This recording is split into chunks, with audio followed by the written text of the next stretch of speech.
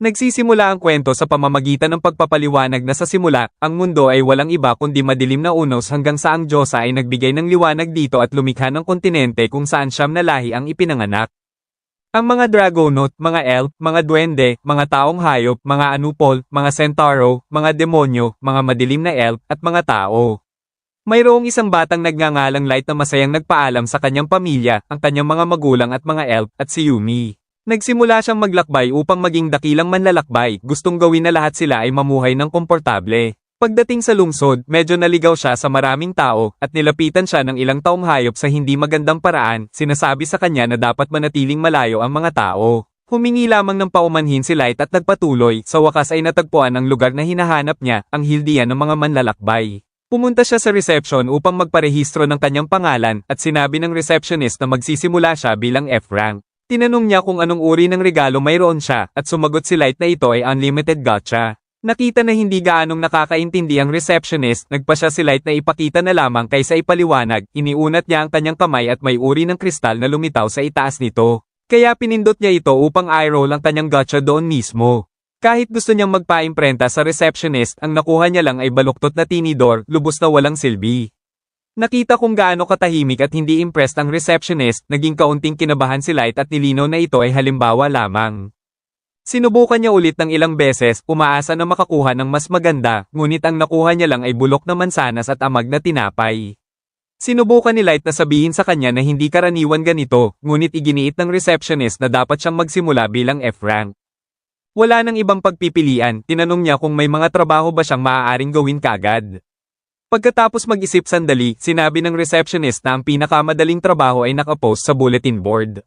Nakita kung gaano siya kawala ng alam, inakala ng receptionist na si Light ay may problema sa pagbabasa dahil sa mababang literacy rate sa mga tao. Isipin yon, sinabi niya sa kanya na laging may pagtitipon ng gatong, pagbubuhat ng lupa, at pagputol ng damuhan, kahit mababa ang bayad. Walang problema si Light dito, kaya masayang tinanggap niya ang lahat ng trabahong ito, gumugol ng buong araw na nagtatrabaho ng husto upang kumita ng ilang barya. Sa pagtatapos ng araw, ang kanyang kinita ay halos sapat lamang para sa tulugan. Kaya umasa siya sa pagpull ng makakain mula sa kanyang gacha upang makakain ng kahit ano. Habang naglalakad siya sa lungsod, nakita siya ng mga taong hayop mula kanina na nagbibilang ng kanyang mga barya. Kaya nagpa siya silang sadyang itulak siya, sinisisi siya. Natisod si Light at nahulog sa putikan, ngunit sinisi siya ng mga taong hayop sa pagkadumi ng kanilang damit, sinasabi na kailangan niyang bayaran yon.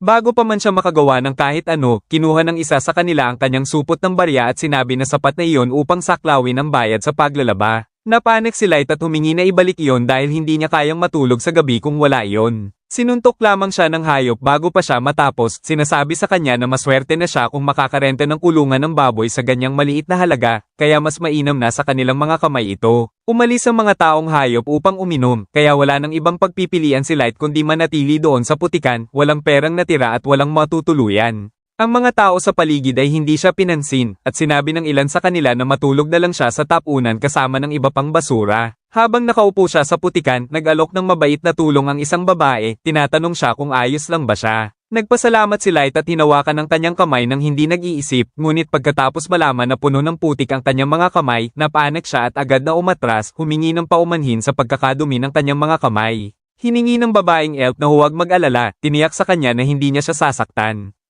Gayunpaman, mukhang lubhang nalulungkot si Light kaya nagpa siya siyang lumuhad sa putikan upang yakapin siya ng husto kahit nakakuha sila ng masasamang tingin mula sa mga tao sa paligid.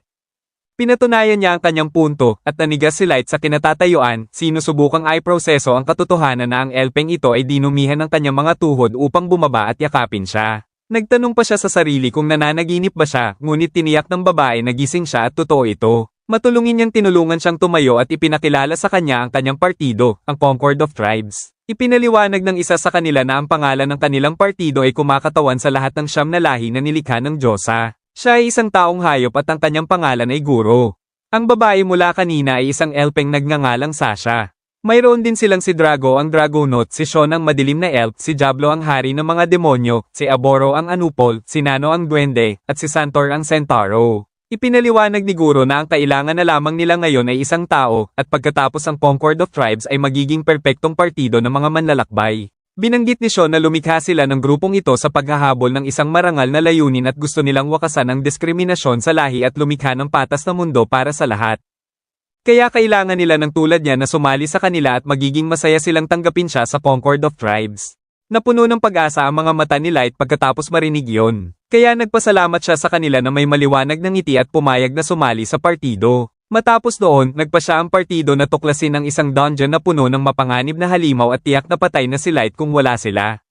Iniligtas siya ni Drago mula sa pagkapatay ng isang higanteng ahas at ginamit ni Sasha ang kanyang pana upang patayin ang iba pang halimaw sa likod niya. Pagkatapos linisin ang lugar, lumapit si Sasha kay Light at pinagalitan siya sa paglayo ng sobra sa unahan. Pagkatapos ng lahat, sa ngayon ay nasa pinakamalaki at pinakamahirap na dungeon sila sa mundo, ang Abyss, at mamamatay siya kagad kung may tatama sa kanya dito. Humingi ulit ng paumanhin si Light, ngunit marahan na hinawakan ni Sasha ang kanyang mukha upang tiyakin na hindi siya nasugatan. Nagsimulang asarin siya ng iba, binanggit kung gaano kasarap na inaalagaan niya si Light muli. Nakita niyang nalilito siya, at kinabahan niyang nilinaw na hindi si Light ang kanyang iniintindi, pero ayaw lang niyang masira ang imahe ng Concord of Tribes sa pamamagitan ng pagkawala ng miyembro. Siyempre, walang bumibili nito, ngunit iniwan ni Drago iyon at sinubukang pakatandaan si Light. Sinasabi na mahal niya ang tiyaan na ginagawa niya para sa kanila, kaya sapat na ang ginagawa niya. Ang komento na iyon ay tiyak na nagpabuti ng pakiramdam ni Light, kaya nagpasya silang lahat na magpatuloy dahil may mahabang daan pa sila.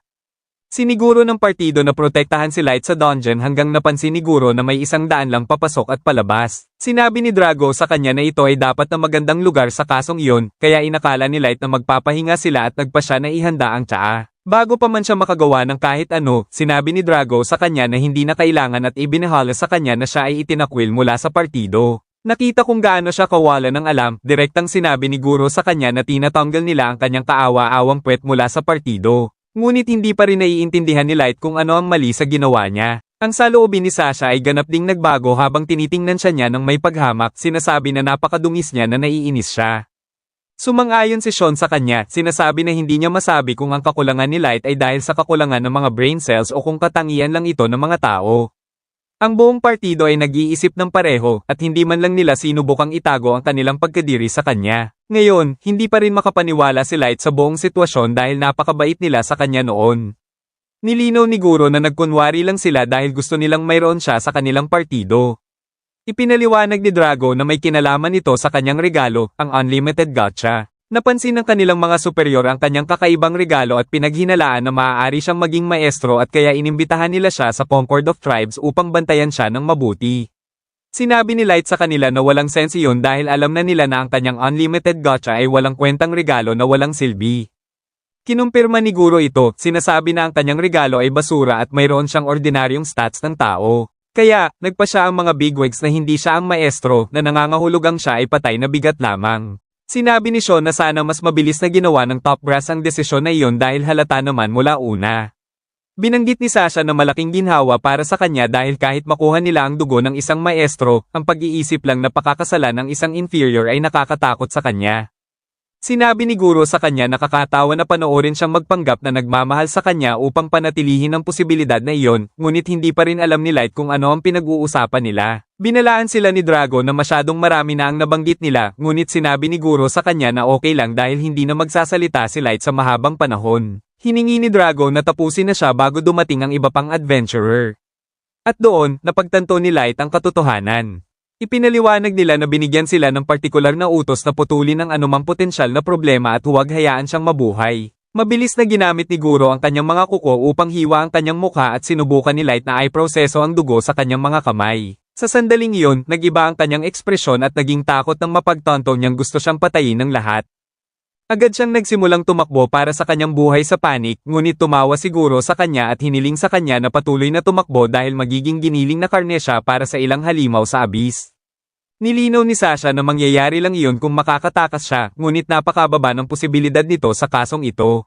Bago pa man siya makaalis, ginamit ni Sasha ang kanyang pana at pinaputok ang isang pana sa kanyang binti na nagpahagi sa kanya kaagad. Sumigaw si Light sa sakit at masaya siguro sa tunog na iyon, sinasabi na iyon ang pinakamahal niya sa pangangaso ng mga tao.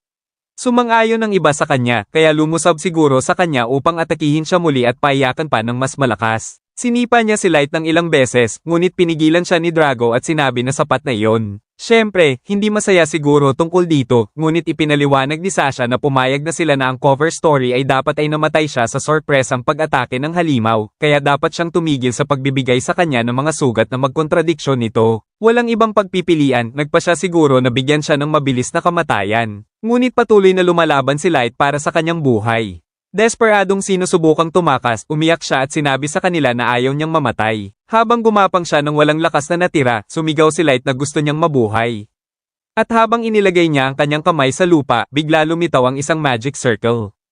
Inakala ni Drago na ito ay teleportation trap kaya hiniling niya kay Guro na huwag hayaan siyang tumakas. Tumalon si Guro upang tapusin siya gamit ang kanyang mga kuko, ngunit tuluyang nawala si Light bago pa man siya mahawakan. Ngayon sa kalaliman ng abyss, nalugod si Light na buhay pa, napagtanto na nag-trigger siya ng teleportation trap na nagpadala sa kanya sa ibang lugar sa dungeon. Hindi naman iyon nagbabago ng kahit ano dahil patay pa rin siya sa sandaling makatagpo niya ang isa sa mga baliw na halimaw doon. Maisip lang niya kung gaano niya namimiss ang kanyang pamilya, nagtataka kung bakit nangyayari ito sa kanya. Ang Concord of Tribes ay nagtrato sa kanya ng napakabuti at ipinakita nila sa kanya ang gayong kabaitan. Kaya pinahahalagahan niya sila, iginalang sila, at naniniwala sa kanila. Napakasaya niya. At gayon man, lahat ng iyon ay kasinungalingan lamang dahil niloko nila siya na sumali sa ekspedisyon sa dungeon at pagkatapos ay sinubukang patayin siya. Trato nila sa kanya na parang basura na may mga ngisi sa kanilang mga mukha at hindi pa rin niya naiintindihan kung ano ang ibig sabihin nila sa maestro. Sa kabila nito, nagpa siya si Light na hindi siya nag-aalala tungkol sa alinman dito dahil papatayin niya sila ng walang duda. Kaya hindi siya maaaring mamatay sa dungeon hanggang sa magbayad sila at magdusa. Sa sandaling sinasabi niya yon, isang higanteng halimaw sa level 1000 ay sumisilip sa dilim sa likod niya. Hindi alam ni Light kung paano iyon posible dahil ito ay uri ng halimaw na naririnig lang ng mga tao sa mga folklore. Sa iyon, napagtanto niya na na-teleport siya sa pinakamalalim na bahagi ng abyss. Ang napakalaking halimaw ay unti-unting lumapit sa kanya at wala nang magagawa si Light kundi tingnan ito sa panik. Ngunit alam niya na hindi pa siya maaaring mamatay. Gayunpaman, walang paraan na labanan ito. At ang mayroon lang siya ay ang kanyang regalo, ang unlimited gacha. Gustong makita muli ang kanyang pamilya, sinubukan niya paulit-ulit na mag-pull ng pwedeng gamitin upang mabuhay. Bigla, ang kanyang pagnanais na mabuhay ay gumana na ginawa ang ilang magic circles na lumitaw sa paligid ng mga kristal ng kanyang regalo.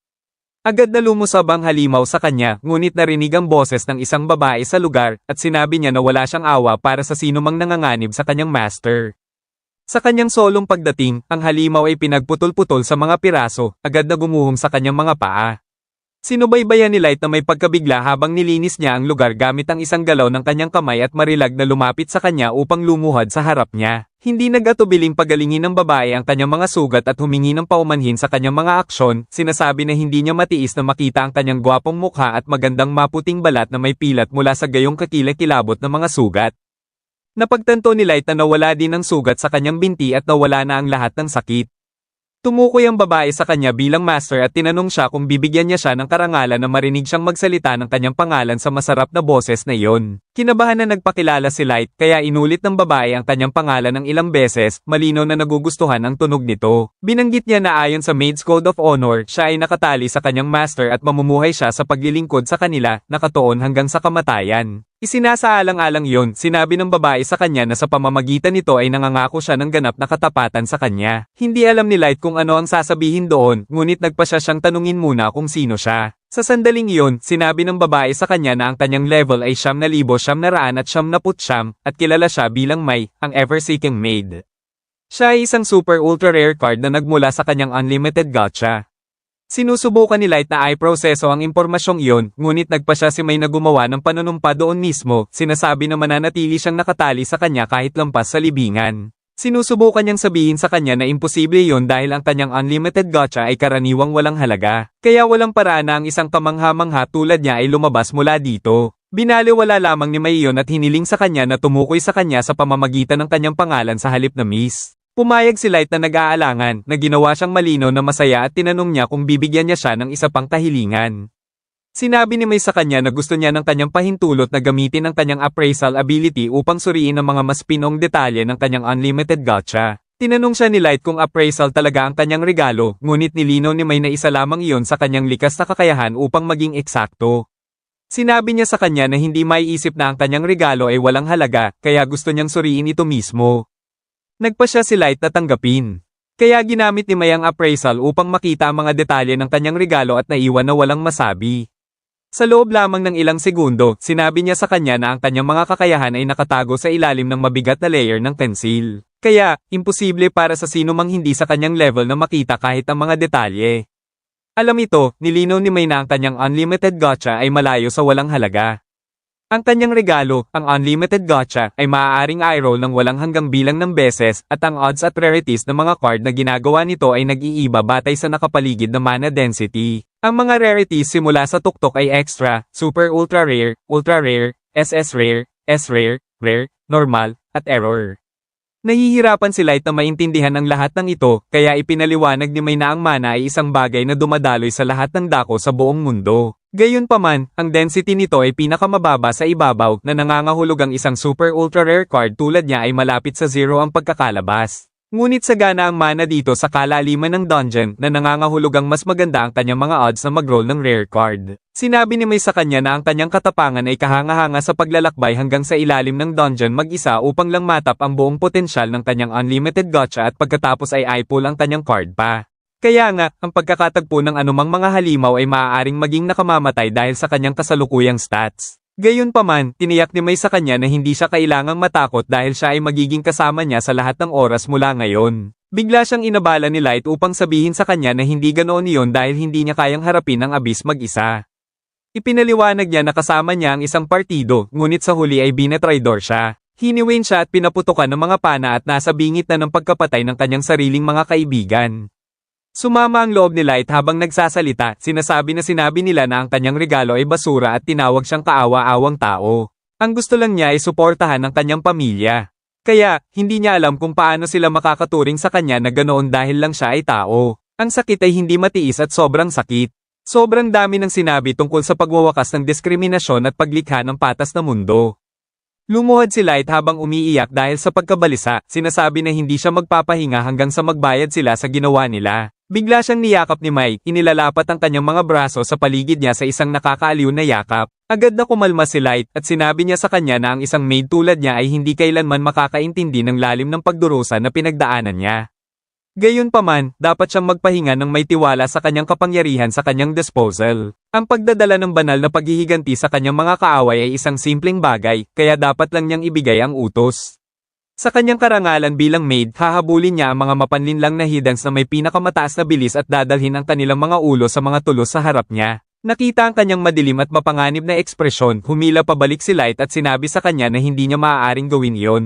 Pagkatapos ng lahat, nilagay niya ang kanyang tiwala sa kanila at naloko, pagkatapos ay halos namatay pagkatapos bugbugin at ipadala sa lugar na ito. Gayunpaman, nangyari lamang iyon dahil mahina siya, kaya kailangan niyang maging matigas. Maaaring imposible para sa isang taong tulad niya, ngunit gusto niyang mag-higanti gamit ang kanyang sariling mga kamay, at gusto niyang magdusa sila. Lumuhod lang si Mai sa harap niya, sinasabi sa kanya na ang kanyang nais ay kanyang nais, kaya tutulungan niya siyang mag-higanti dahil naniniwala siya sa kanyang potensyal higit sa lahat. Nagpasalamat si Light sa kanya sa kanyang katapatan.